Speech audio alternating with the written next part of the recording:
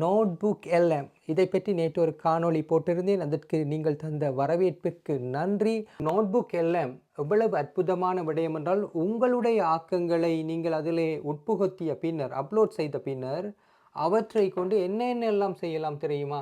நீங்கள் ஆடியோவை உருவாக்கலாம், வீடியோவை உருவாக்கலாம், மைண்ட் மேப் உருவாக்கலாம். எப்படி இருப்பார்கள் மைண்ட் மேப்ன்றது எப்படி என்று நான் காண்பிக்கிறேன்.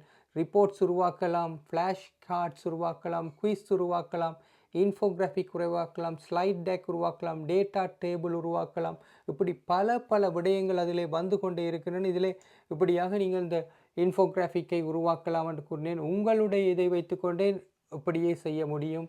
அதனை தவிர அற்புதமான பல விடயங்களை செய்யலாம். நான் ஏற்கனவே காண்பித்தேன். இந்த மைண்ட் மேப் என்பது இப்படி இருக்கும். அந்த கட்டுரையை எப்படியெல்லாம் அதை கொண்டு செல்கின்றது என்று பாருங்கள்.